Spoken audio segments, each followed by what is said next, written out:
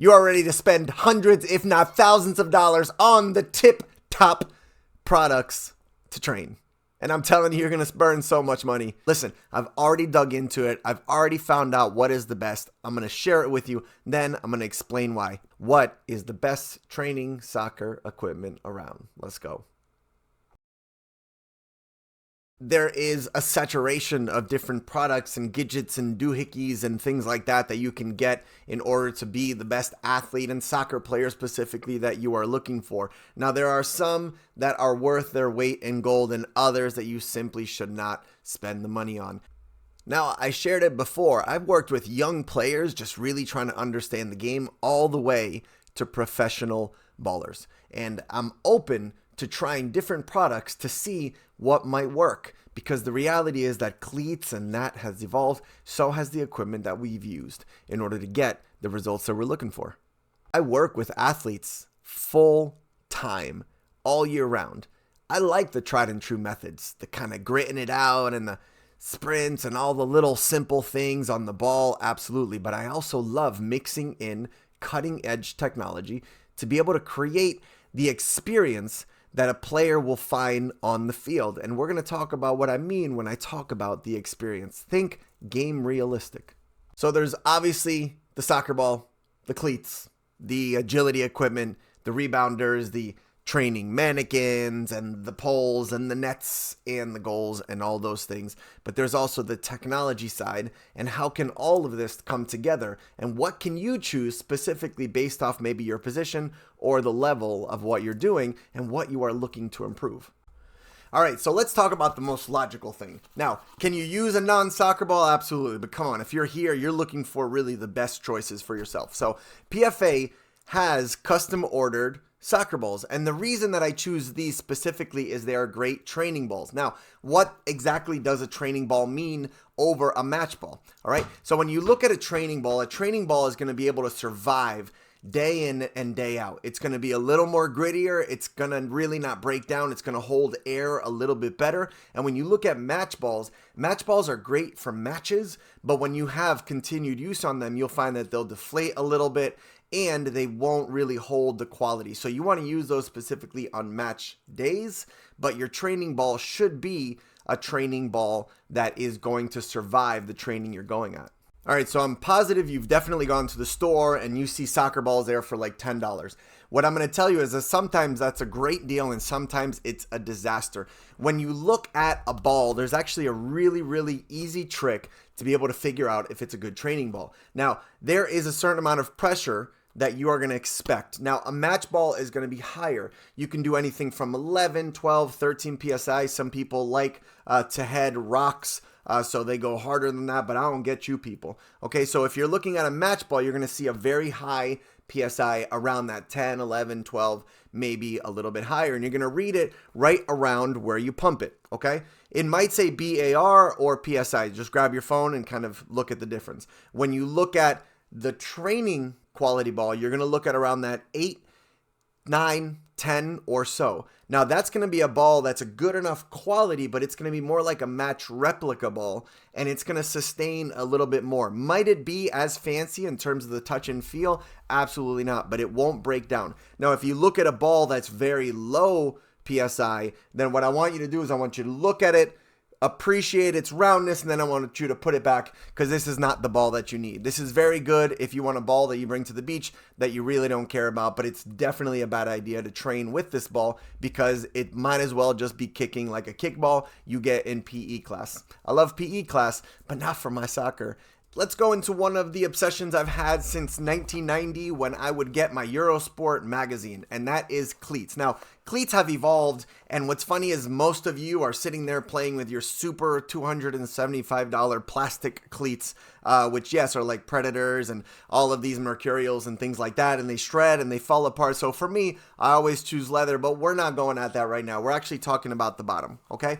If you look at all these different ones, there's a bit of a difference. Let's go over why there's a difference in these and why it should make a difference in terms of what you're buying for yourself. First off, let's look at FGs. FGs are firm ground. This is great for dirt and grime and all that type of stuff, and grass and really, really beautiful, any way that you can kick a ball, this is probably what you're going to look at. And it looks very similar. Now, there's a lot of blades and technology, but what's funny is that blade and technology always shifts, while things like this have been around for a long time. One of the reasons that I love Uno Zero, but we're not going to get into that today. We're going to go into what is this? Why does it look so different than the firm grounds? These are AGs, but we're going to skip over those for a second. We've obviously recognized turf cleats. So if you're sitting indoors and it's winter and you're looking at not real grass but artificial grass, AG, then you might say, hey, I need a pair of turfs, but not really. Turf should be used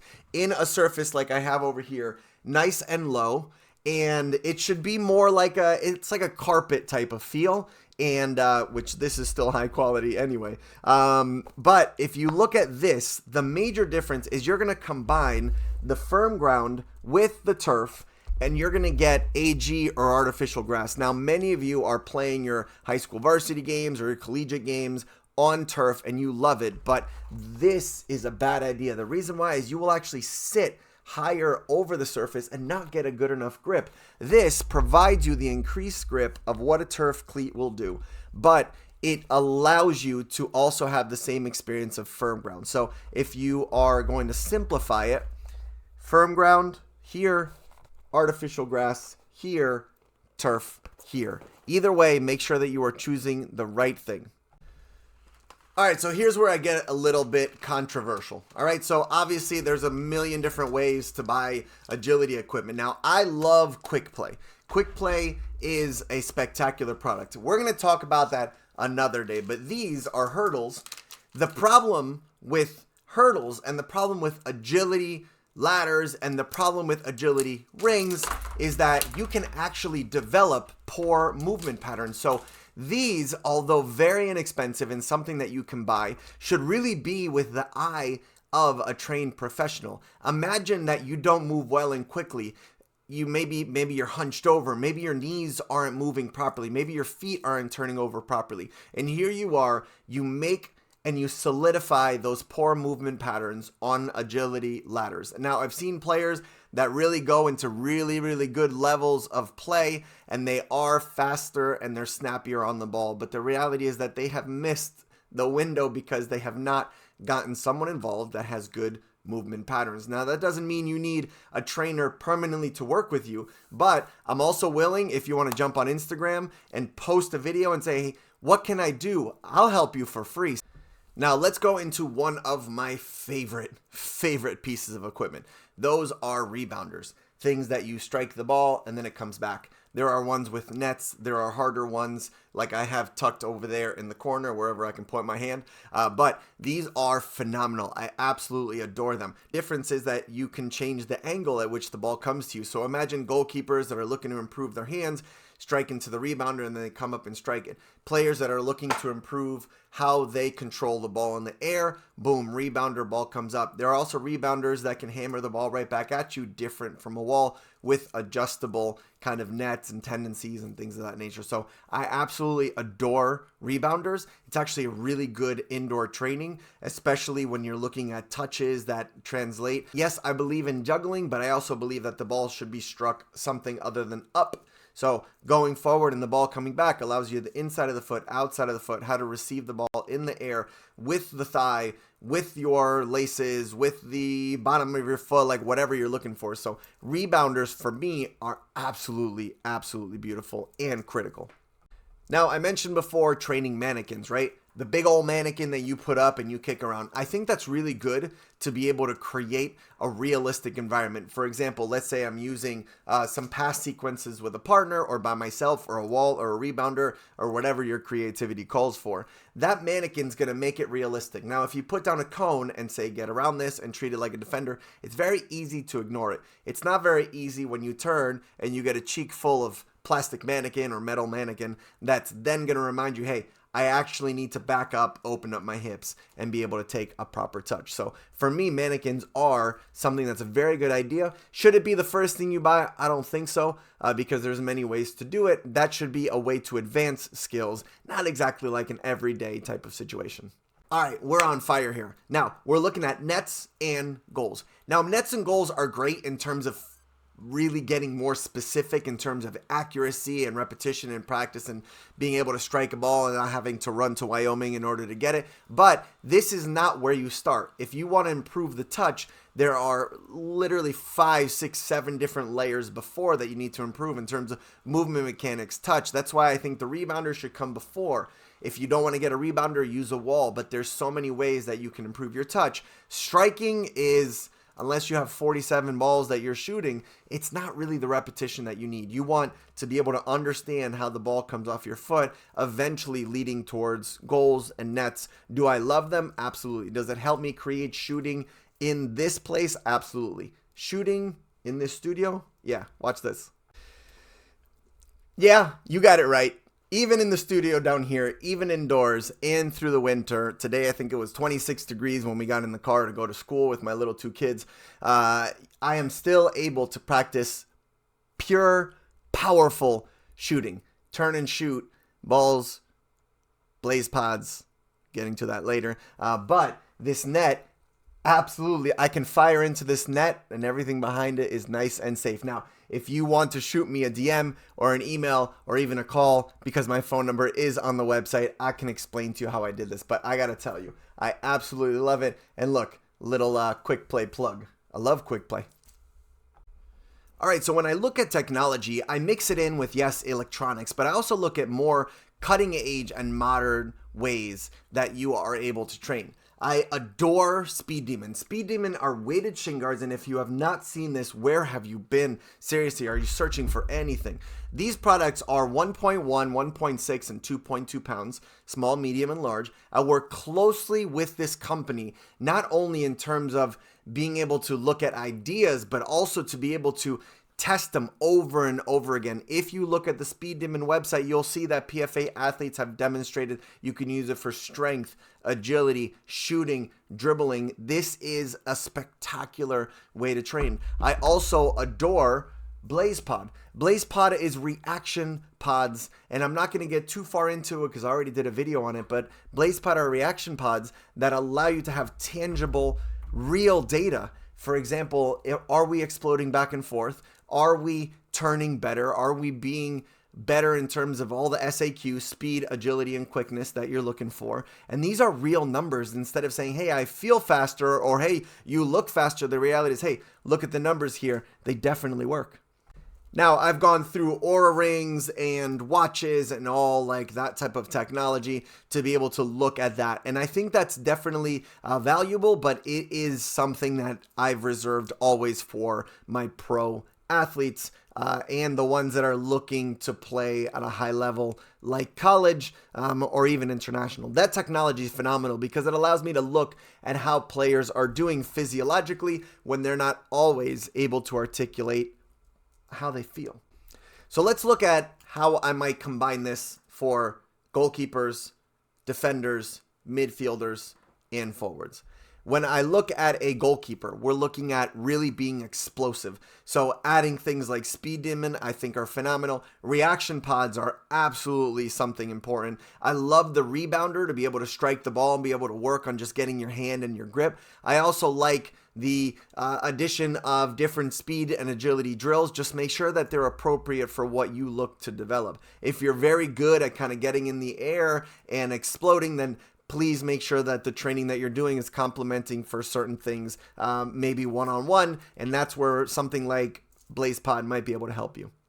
In the game, defenders react. And so reaction pods for me are probably the first thing that I think is probably a really good idea, but you also need a quality touch. You need to be able to drive the ball. If you have a defender that can drive the ball 20, 30, 40, 50 yards, then it's going to change the game. Here is where I also start digging into what kind of cleats am I wearing. Now, when I talk about midfielders, I'm really going to concentrate on that center mid position. Wide players looking at speed and explosiveness, there's a whole gambit of things. But if I look at that 6, 8, 10, like the more central players, what I'm going to look at is a lot of pivoting and reaction. Now, I love the Blaze Pods, and yes, I keep coming back to the Blaze Pods because the reality is I think that they're an absolute game changer, but I also adore Speed Demon for this, being able to weigh the legs down just a little bit in order to create a little bit of resistance. Now, when you're looking to turn and connect with the ball, you are going to be snappier. Now let's get to strikers, all right? By the way, if you haven't noticed, I adore the attacking side of the game. Now, whether you're a false nine looking to hold the ball or whether you're a speedy striker, this is where agility poles, cones, incorporating things like speed demons, I think, are a good example. It's also where if you are really good at understanding what type of game that you play, you like to be able to take people one-on-one, explode to side, that's where you can start looking at different training elements like the poles and the cones to be able to continue that movement and get repetition. But these are also the players that I think might not be a terrible idea to have something to target, especially when you make an explosive move, regardless of distance. You want to be able to either play at distance in terms of a player that's maybe switching the point of attack, or you want to be able to shoot on a target. This is not a bad idea in terms of what I also like is rebounders create situations where I can play off the rebounder. I have to pay the price with what I play. So if I play a heavy ball and the ball pops up, I need to work it down. So I really like to incorporate drills where the ball comes out of the air, I strike, I turn, and then maybe I have a target. So are there more pieces of equipment that you can get? Yes. Are there different ways that you can train? Yes. What I would argue is that please take a look at your game, get some feedback from your coaches, get some feedback from your families, and be able to say, hey, these are the elements that if I were to improve just this, maybe my first touch or my movement on the ball or movement off the ball, then this is how I would connect the equipment that I purchase. All right. So I went through an entire list. I'll make sure to include that in the description notes for the video as well to make it easy for you to find. I'm also going to include the link to premierfa.com/affiliates. I not only support these companies in terms of believing that they can make a difference, but I put my reputation behind them, believing that Uno Zero and Quick Play and Speed Demon and all the different products I think are going to be very, very beneficial to you. All right. Does it create a little bit of a kickback to the channel? Absolutely. But people, it's dollars. Nobody's going to start getting rich. But what it will do is it'll help you show a little bit of love to the channel. It'll also help you get a discount on products that are going to be phenomenal. And most importantly, not a waste of money. All right, listen, PFA Nation, I got to wrap this up. I got to go train. I got to use every piece of equipment all the time. Absolutely, definitely not the case. Go train. Be smart with what you buy. Don't just go and spend money just simply because Amazon will deliver to you in 45 minutes. Make a plan. If you have any questions, you can always reach out to me. My email and the PFA phone number is on the website. You can call, you can text. I will help to make recommendations. And no, they're not going to all be products on the affiliate site. There might be something that you need that's not a company that I work with or endorse, but I want what's best for you to be able to help you reach the results you're looking for. PFA Nation, listen, I love you, but some of you I extra love. Be smart with how you train. Be smart with what you buy. Don't waste your money. If you want to waste money, go do something nice for somebody, all right? I love you all. Be good.